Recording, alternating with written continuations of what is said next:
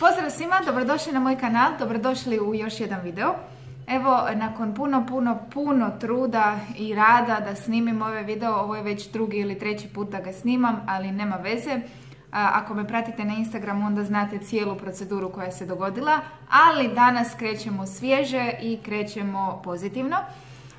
Snimit ću vam video, odnosno danas želim pričati o jednoj temi koja na očigled možda ne zvuči kao nešto novo ili inovativno, ali dajte mi priliku i poslušajte što ću vam reći u ovom videu, ostanite do kraja pa onda sami procijenite, zaključite i izvucite kao uvijek iz njega ono što vam najviše koristi.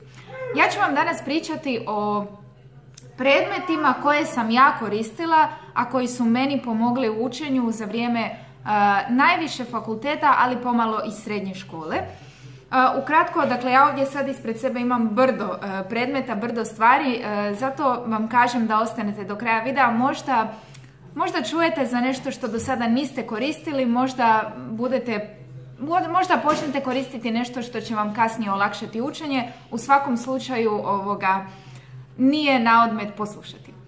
Dakle, svi ovi predmeti su meni maksimalno olakšali učenje i bez ovog svega što ću vam danas pokazati vjerojatno ne bih bila ovdje gdje sam danas, vjerojatno ne bih postizala rezultate koje sam postizala kada je bilo vrijeme za to. O svakom ću reći 2-3 rečenice, a vi onda iskoristite ono što vama najbolje odgovara. Pa da ne duljim previše, idemo odmah na prvo i ono što je možda najočitije, to su knjige. Ja ovdje imam, dakle, dva primjera samo knjiga. Vjerujte mi, za vrijeme osnovne, srednje škole, fakulteta imala sam im previše. Knjige su možda jedan ovako očiti izbor, ali ako ste student onda znate da su knjige ponekada za neke ispite opcionalne. To sam i ja sama prošla. Znate da postoje skripte, znate da postoje skraćene skripte, da postoje skripte u kojima su samo pitanja i odgovori i to je u redu za one koji žele samo proći ispit, dakle koji nemaju neku potrebu možda previše se potruditi ili dati onu jednu dozu više, ali ako želite dati tu dozu više, onda su knjige neophodne i nužne. Knjige su zapravo izvor znanja, a ne skripte ili ne znam što treće. Ja sam recimo na fakultetu uvijek pisala sama skripte u kombinaciji sa svojim prijateljicama u koje sam imala povjerenje i koje sam znala da će napraviti posao isto kao što bi ga i ja napravila i to mi je maksimalno olakšalo. Dakle, nikada se nije dogodila situacija da uzmem od nekoga gotovu skriptu i da krenem učiti po njoj. Moj iskreni savjet je da odete u knjižnicu, podignete knjige, pročitate određene dijelove te knjige i zaključite što vam je najvažnije i onda po njima da pišete skripte. Na taj način ne samo da ćete lakše pamtiti i učiti, ne samo da će vam biti preglednije jer će sve biti na jednom mjestu, samo ono najvažnije, nego kada isprintate tu skriptu i krenete učiti iz nje, to će biti već jedno treći ili četvrti put da čitate taj isti sadržaj i bit će vam puno lakše zapamtiti ga jednom kada krenete aktivno učiti. Tako da knjige, skripte, ali one koje ste napisali iz knjiga su prvi pribor kojeg sam ja uvijek koristila za vrijeme škole. Drugo, ono što vam želim pokazati, isto tako vrlo očito, ali možda ne na onaj način na koji i vi mislite, a to je bilježnica. Dakle, bilježnica je nešto što je apsolutno nužno u osnovnoj i srednjoj školi, ne toliko na fakultetu. Iako ja iskreno savjetujem da imate bilježnicu uvijek pored sebe na fakultetu i to jednu bilježnicu ovakvog tipa ili možda 2-3, ovisi koliko vam je opširno gradivo na fakultetu. Ja sam uvijek voljela ove bilježnice koje su imale boje, odnosno imale su stranice, odnosno poglavlja podijeljena u različitim bojama. Zašto? Zato što mi je tako bilo puno lakše organizirati gradivo. Ja bih ili jedan predmet bi bio recimo zelena, jedan predmet bi bio narančasta, žuta i slično, ili ako je predmet vrlo opširan i ima puno različitih dijelova, onda bih ovu jednu bilježnicu podijelila po bojama za taj predmet. Pa recimo jedna boja bi bila predavanja, druga vježbe, seminari, možda praktični neki rad i slično i onda bih znala da je u ovoj bilježnici apsolutno sve što mi treba za taj predmet i kada bi bio dan da imam predavanje iz tog predmeta, onda bih uvijek uzela bilježnicu. A zašto bilježnica? Zato što bez obzira imate li naviku bilježenja ili ne bilježenja na predavanjima ili u srednjoj školi ako profesor diktira, vjerujte mi da je jako korisno zabilježiti onu jednu novost, neku činjenicu, nešto što profesor onako baci čisto da vidi slušate li i onda to znanje pokazati na ispitu. Jer profesori često vole reći nešto na predavanjima što bi htjeli da zapišete, a ne kažu vam to i onda to pitanje postave na ispitu da vide jeste li pažljivo slušali ili ne. Uvijek, bez obzira na to, uvijek je dobro imati bilježnicu u sebe za bilo što ti treba zapisati, zato što od memoriranja tad, u tom trenutku i očekivanja da ćete se toga sjetiti kada dođete doma ili za par dana, to je vrlo nerealno očekivanje, a ovdje ipak ostaje zapisano koliko god vam treba. I ja danas recimo na poslu bez bilježnice ne idem nikuda. To je sad već jedan kao rokovnik, ali svejedno moram imati mjesto gdje ću zapisati sve ono što mi treba u datom trenutku. Zatim, ono što vam sljedeće želim pokazati, to je fascikl. Ja na fakultetu nisam imala ovakav fascikl, ovo je samo jedan ogledni primjerak koji vam želim pokazati. Ja sam imala fascikl sa tvrdim koricama i onim gdje možete zakačiti svoje košuljice i skripte. Taj fascikl me pratio od prve godine fakulteta pa sve do mog prvog zaposlenja i polaganja stručnog ispita, sve je prošao sa mnom. Ja sam vjerovala da mi je to sretan fascikl, ali ja bez fascikla ni jedan dan nisam otišla na predavanja. Kako sam ga ja koristila i kako zapravo savjetujem vama da ga koristite. Ako ste podigli knjige, ako ste napisali svoje skripte, svaku tu skriptu isprintate, stavite u košuljicu i stavite u fascikl. Ja recimo nikako nisam mogla učiti bez da su mi sva poglavlja i sve lekcije koje moram naučiti lijepo stavljene u košuljicu i poredane u tom fasciklu. Tako da gdje god bi se našla, a fascikl je uvijek bio uz mene, gdje god bi se našla, bilo u autobusu, tramvaju, u autu, bilo čemu, ja bih imala ispred sebe sve ono što moram naučiti za, 2-3 tjedna, imam 3 ispita recimo, imala bi ispred sebe sve to i svaki trenutak, 5 minuta bi iskoristila za učenje toga gradiva koje mi treba za ispit. Tako da fascikl vam je odličan način da držite sve ono što vam treba na jednom mjestu. Opa, skoro sam vas rušila. Nakon toga, nešto što je možda neobično, ali ovo je običan list papira. Kada ja otvorim knjige i krenem učiti, uvijek pored mene stoji ili bilježnica ili komad papira. Ovaj papir će vam fantastično služiti za ponavljanje ili za učenje za ponavljanje dok učite, recimo, za pripremu ponavljanja. Ako niste još pogledali, pogledajte moj video o memorijskim karticama i bit će vam apsolutno jasno zašto je ovaj papir uz knjigu dok učite. Ovaj papir možete izrezati dakle na više dijelova i napraviti od njega kartice i onda dok učite postavljajte na svaku karticu pitanja, a s druge strane ćete onda kasnije kada budete ponavljali pisati odgovore i imat ćete uvijek uz sebe jedan memento, odnosno sve na jednom mjestu što vam treba za ponavljanje. Osim toga, na papir možete uvijek pisati ključne pojmove, neke najvažnije definicije, sve ono što želite izdvojiti, a što znate da je važno, ovdje može biti zapisano. Tako da papir uvijek imajte uz sebe. Dobro, i još jedna stvar od ove serije predmeta, to je laptop. Bez laptopa ja vjerojatno ne bi završila fakultet, sigurno skoro. S obzirom na sve zadatke koje sam morala napraviti na njemu, jednostavno moje studiranje ne bi bilo moguće, a s obzirom i na vrijeme u kojem živimo, na digitalno doba, bez laptopa, mislim da nije moguće izvršiti niti jedan zadatak, odnosno 50% zadataka sigurno, a 90% zadataka na fakultetu. Dakle, on mi je služio za istraživanje, pretraživanje, traženje, pisanje seminara, pisanje skripti, traženje literature, traženje video isječaka koje sam pokazivala prilikom prezentacije, seminara. Dakle, ovo mi je služilo svih 5 godina skoro svaki dan. Dakle, ja mislim da nije postojao dan kada nisam otvorila laptop i nešto na njemu napravila za fakultet.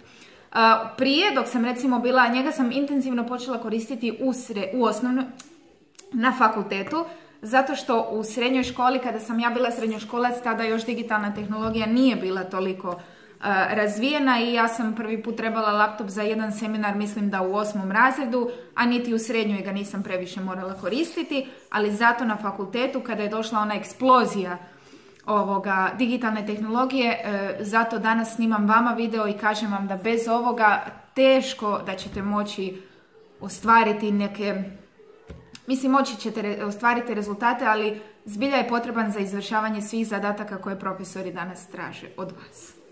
U konačnici i upis na škole i na fakultete nam je postao digitalni, tako da eto, mislim da stvarno bez toga... Sada, ovo su bili neki predmeti koji su nužni. Dakle, smatram da je ovo sve nešto što stvarno trebate imati u sebe prilikom učenja, a sada ću vam pokazati predmete koji su meni olakšali, a nisu nužni. Dakle, od ovoga ponesite ono što vam se sviđa i ono što znate da će vam koristiti i onako malo su zanimljiviji i više odgovaraju metodama o kojima pričam na ovom kanalu. Dakle, prvi od tih predmeta možda izgleda vrlo očito, ali vjerujte mi da nije, a to su kemijska olovka i gumica. Ne biste vjerovali koliko svjedočim učenicima koji smatraju da ovo nije potrebno za učenje. Dakle, oni otvore knjigu ili bilježnicu i samo čitaju i pokušavaju na neki način memorirati apsolutno sve. Ja ne mogu zamisliti da sad imam ispred sebe 3-4 strane neke lekcije i da bez olovke ili kemijske i podcrtavanja i zaokruživanja da moram naučiti sve to što me zapravo traži na tom mjestu i na neki način izdvojiti sama odmah u glavi što je najvažnije, a što nije. Ovo, molim vas, ako imate djecu koja su još mlađi školarci, odmah od najranijih nogu ih učite da bez kemijske i bez olovke nema učenja. A druga stvar bez koje isto tako nema učenja, za mene barem, a o čemu stalno pričam na svom kanalu, to su boje. Dakle, bez markera i bez bojica ja vjerojatno ne bi bila ni upola toliko uspješan student kakav sam bila. Bez markera niti jedna jedina skripta od 1. do 5. godine nije prošla. To su bile išarane, ofarbane skripte i na taj način sam ja najbolje memorirala gradivo. Uz pomoć ovoga ja sam na ispitu mogla točno znati gdje je koji zarez, gdje je koje slovo, gdje koja rečenica završava, gdje počinje i slično. Ovo, ako još ne koristite ili ako imate mlađu djecu koja još ne znaju za čari ovih boja, molim vas, upoznajte ih s time i pokažite im na koji način se uči, na koji način se podcrtava. Sve to imate na mom kanalu, sve te videe sam već snimila, jer bez ovoga 100% vjerujem da ne bi bila ono što sam. Nakon toga želim vam pokazati i ovo. Ovo su papirići, ljepljivi papirići u boji. Ovo je fantastično za organizaciju i sprječavanje zaboravljanja svojih obaveza. Ove papiriće možete nalijepiti na zid ispred radnog stola ili po radnom stolu jedno ispod drugoga, bilo gdje će vam biti u vidokrugu i gdje ćete se moći sjetiti što sve trebate obaviti toga dana, toga tjedna, toga mjeseca, svejedno, i bolje se organizirati. Ovi manji samoljepljivi papirići mogu poslužiti kao podsjetnik za neke, recimo, domaće zadaće. Recimo, ja uvijek svojim učenicima kažem da kada imamo tu i tu stranicu u radnoj bilježnici ili udžbeniku za riješiti, onda je itekako dobro da zalijepe na toj stranici ovaj papirić, tako da strši vršak van radne bilježnice i kada vade knjige iz torbe, odmah vide da je tu nešto što treba riješiti za domaću zadaću. Tako da koristite ovo je s razlogom u bojama, vjerujte mi da su boje čudo što se tiče. Predzadnja, zapravo nije predzadnja, ima još dvije stvarčice koje ću vam pokazati, to su ove pribadače. One idu u kompletu sa onom pločom koju sam vam već pokazala, ja mislim jednom. U sobi mi je sada i krcata je predmetima, papirićima, tako da ju neću sada pokazivati, ali ona drvena ploča na koju možete bosti papiriće ili sličice ili bilo što vam treba. Ovo je fantastično u kombinaciji s tom pločom, zato što to možete staviti na zid ispred radnog stola i isto tako biti organizirani i pomoći sami sebi da ne zaboravite obaveze koje imate, kažem, toga dana, toga tjedna, mjeseca, isplanirajte godinu ako vam je lakše, svejedno, ali ovo će vam strašno olakšati u držanju koraka sa svim obavezama koje imate. Ovo je nešto što mi je strašno koristilo za vrijeme studiranja najviše, zato što sam ja svaku skriptu koju sam isprintala morala zaklamati. Ja sam ih printala doma, ako printate u printaoni, onda vam oni to naprave, ali meni je svaka lekcija morala biti isprintana posebno, zaklamana i stavljena u posebnu košuljicu, pa bi printala drugu lekciju, zaklamala, stavila u košuljicu i u fasciklu. Tako da sam u fasciklu imala točno raspodijeljene lekcije koje sam morala naučiti, jer mi je tako bilo puno lakše nego da sam imala ovakvu hrpu nezaklamanih, samo naslaganih papira koje sada moram naučiti. To mi je bilo katastrofa. Onda bi ja recimo listala te košuljice kao da su jedna, druga, treća stranica, zapravo u njima ima po 10-ak stranica, ali bilo mi je nekako mentalno lakše naučiti na taj način i onda reći vidi, polovicu sam već sredila, idem sad drugu polovicu, nego kažem da sam imala u jednoj košuljici 100 stranica koje moram. I posljednja stvar koju ću vam samo reći, neću pokazati jer snimam s time, a to je mobitel. Možda ćete zakolutati očima, ali rekla sam da smo došli u digitalno doba i bez digitalne tehnologije danas obrazovanje je vrlo teško. Od mobitela najviše mogu profitirati auditivni učenici. Dakle, iskoristite te prednosti, snimite sami sebe kako čitate neku lekciju i onda stavite slušalice i slušajte to gdje god da se nađete, u autobusu, u tramvaju, na vlaku, u autu, bilo gdje da se nalazite, jednostavno slušajte tu lekciju. Ako ste auditivni tip, to će vam strašno puno pomoći. Isto tako možete snimiti neko predavanje u dogovoru s profesorom, ako vam je tako lakše, opet staviti slušalice i slušati. Osim toga, ono što je meni pomagalo, ja nisam toliko auditivni tip, ja sam više vizualni, ali pomagalo mi je dogovarati se s prijateljicama, zvati ako mi nešto nije jasno. Znali smo visiti satima na telefonu dok nismo zajedno shvatile o čemu se radi u tom zadatku kojeg moramo riješiti za sutradan i slično. Koristite, ja uvijek kažem, digitalna tehnologija nije loša, ona je loša jedino ako se ne koristi u pravu svrhu i za korist i za dobrobit. Ako koristite digitalnu tehnologiju za korist, da vam pomogne, da vam olakša, onda je ona itekako korisna i dobrodošla. Eto, to je to što sam vam htjela pokazati danas. Nadam se da sam vas onako malo razuvjerila, da sam vam pokazala nešto novo, možda otvorila oči i um za korištenje ili neke nove rutine u vašem učenju. U konačnici sve to da vam bude lakše, a vi ponesite ono što vam najviše koristi. Pretplatite se na kanal, stavite like ako vam se sviđa video i vidimo se u sljedećem. Pozdrav!